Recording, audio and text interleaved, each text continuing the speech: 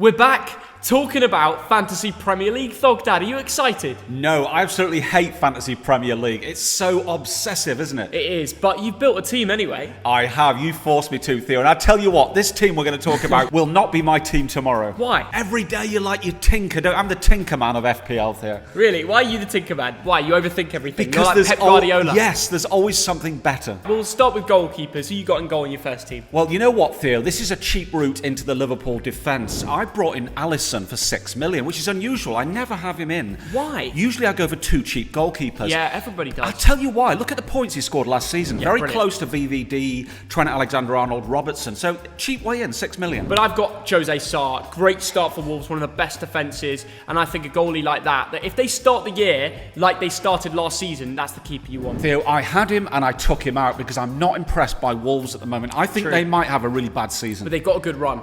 So I picked him. Who's your first defender? I've gone for João Cancelo, Theo. You know what? Last year, he was the second best defender in the whole of the game. He's a threat going forward. He's a way into the City defence. Absolutely had to pick him. For 7.0, it's not much of a way into the City defence. That's very expensive. That's one of the most expensive defenders on the game. 201 points last season. What I want is 3 premium defenders. Okay, well, I've gone with Cucurella. And this is off the basis that he signs for City. Because imagine you could pick up a defender for 5 million and he's a regular City left back. That's what I want in my team. That is very clever, Theo. But what if he doesn't sign for City? Then I won't use him and I'll pick somebody else. Talk about your second defender. I've gone for Reece James, Theo. He was the second best performer for Chelsea last season, and he's another of my premium assets. 6.5 million. I know there's a little risk here of rotation, but again, going forward, he'll get you the occasional goal or assist. What I'll do is I'll go to one of my second defenders. I'm going for Chilwell, the other side of the Chelsea defence, because he had the best points per minute ratio when he was not injured.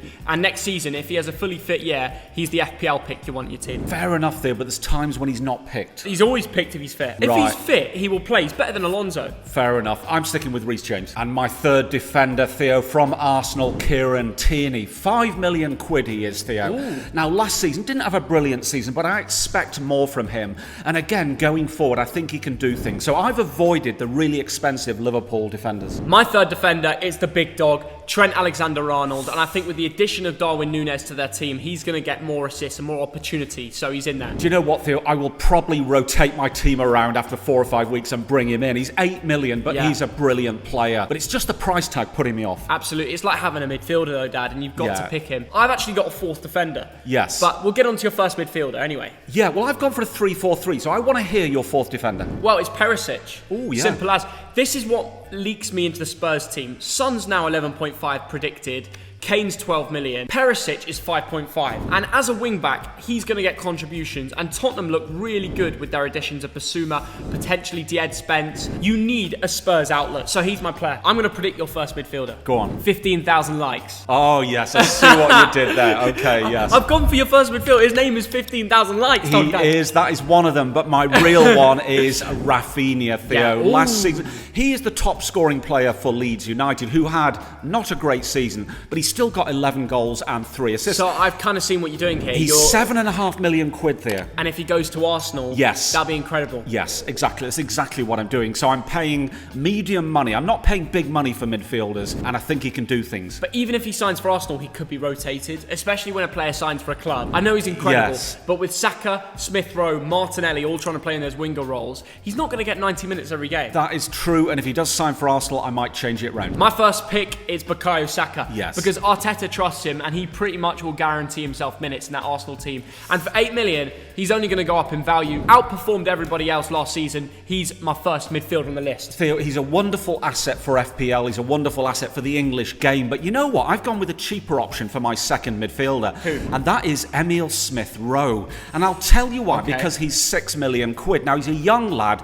Last season, his stats were good. 10 goals and 2 assists. If he gets more game time, I think that could be 12 goals, 6 or 7 assists. Here's my regular first team second option in my midfield. Buendia. Ooh. Now, I know it's not Arsenal, but I've got Saka. Yes. And you're probably going to have Rafinha and Smith Rowe. I'm going with Buendia because Villa are much, much stronger with the likes of Diego Carlos at the back, their new midfielder from Marseille. I think he could have a lot more going forward and Villa could dominate if they're really looking for that 7th position. And Steven Gerrard realised by the end of the season that Buendia when he plays every week, he will guarantee contributions. He's actually really good, and I think next year could be standout. Yeah, Theo, a couple of years ago, his stats were amazing. I want to see more of him. That's a very clever pick, that. I've gone for James Maddison, Theo. He only costs £8 million. Now, last season, he was the 6th best performing midfielder in the league. 12 goals, 8 assists, and he was injured for a few games. So he, for me, is an absolute must. I like your thinking, but I'm not hearing the name.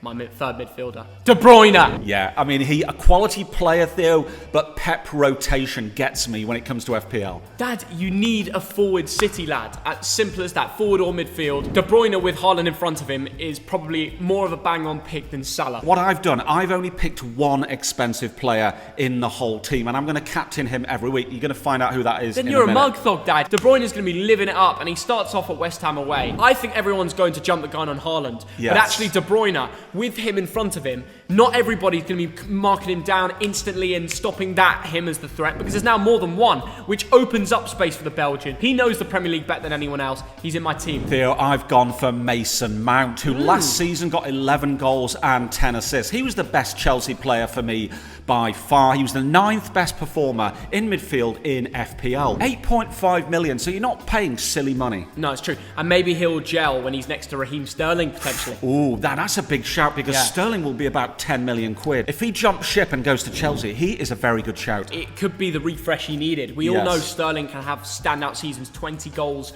for City. And Chelsea lack a real goal scorer, so maybe you'll take Mount out and put Sterling in if that happens. That would be a very big shout. Fourth midfielder, simple as this. Mohamed Salah, captain first week of Fulham away. I know he's 13 million, but it's a bang-on pick because you take Sadio Mane out of the team. All the pressure and competition with him is out the window. It's now fully focused on Mohamed Salah getting goals and assists and running wild in that team. Darwin Núñez, not guaranteed he's going to play 90 minutes every week. He's got to fight for his place with Diogo Jota, who's been around the squad for years longer. I think they'll be rotated a lot more. Yes, Luis Diaz will get more game time, but Salah's on pens. I'm picking him. Luis Diaz I looked at for 9 million. But Salah is just the one that got me more points than anybody else last year, and I'm not going to go against him. I'm loyal. Yeah, he was lukewarm towards the end of the season. Obviously, he was brilliant, take the whole season, but 13 million, it's hard to pay that much. That's why you've had a much more balanced squad. Should we get on to forwards? Well, Theo, I might have got this one very wrong, but Alexander Mitrovic from Fulham. Last season, 43 goals and 7 assists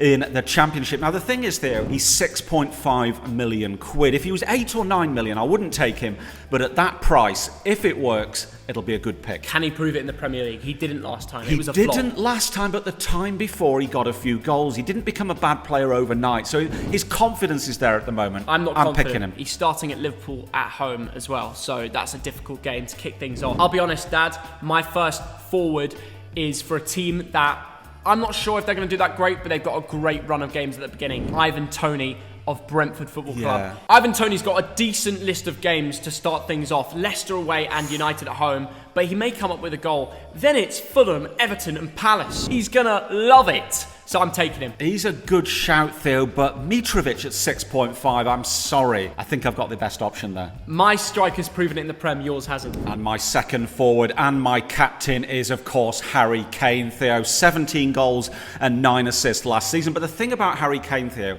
he's been performing for the last 8 years. So Haaland's come in, everyone's going to buy him and captain him. But Harry Kane, Mr. Reliable, was the best forward last year. All day long, he's my captain. So this is your big player. You said you didn't pick any expensive I players. said I picked one, and it's Harry Kane. 12 million. My other forward and my final player, because I had an extra defender, is Deniz Undav of Brighton. Now, he from the Belgian League got, I think, 38 contributions last season. Yes, I said that correct. 38 in 1 year. 26 goals, 12 assists. I think he played around 36 games, so more contributions than games. And honestly, if he can keep kicking the ball at the net like he did for that Belgian club, Union, I'm sure he's in my team. Dad, talk to me about your third and final striker. It is, of course, Michail Antonio of West Ham, Theo, 7.5 million.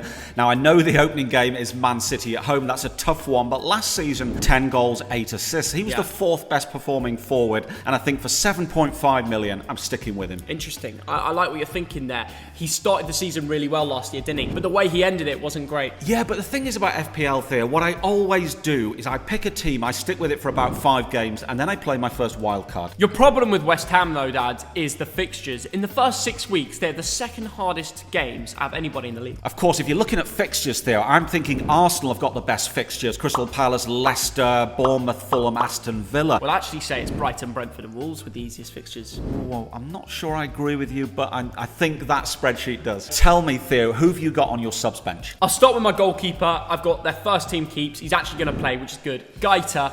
Because actually, if you look at the first 6 games, Wolves and Crystal Palace reverse fixtures. Yes. You can substitute them. They've both got a really easy game, so it works out well. That is clever, Theo, and sometimes I do exactly that. Sometimes I'll spend 8.5 million on 2 goalkeepers, and you look at that, when one's home, the other's away. It gets a bit rubbish from here. Dan Burn in defence, solid. Newcastle, solid. One of the best Good defences. idea, Theo. They're only improving. They start off with Forest at home, so I might have to figure a way in. Then I've got a midfielder in Dendonka. Cheap, I'm going to be real with you. Yes. And a cheap striker in Joe Geldhart. But it could be his breakthrough year, so you never know. Theo, that is a very sensible bench. My bench is a Robert Sanchez of Brighton, but he's not going to get a lot of game time, to be quite honest. Matt Target of Newcastle. I like thinking, same theory as you, Theo. You've got Dan Burn.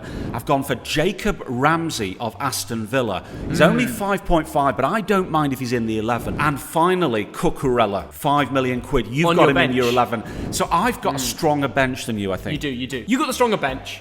I've got the better first team. Yes. Tell us in the comments, what's your team? Let us know your hidden gems as well. I want to know one player, whether it's Brennan Johnson at Nottingham Forest to Mitrovic at Fulham. Tell me your hidden gem that costs no more than 6 million. That's going to shine next season. If we get 15,000 likes, Thogden, Newcastle, pink dress, you know the rest. Stop reminding everyone, Theo. No, we're making it happen. Smash the subscribe button if you're new. I'm excited for FPL. We'll probably do a part 2 to this with our actual teams very near to the season. See you in a bit. See ya.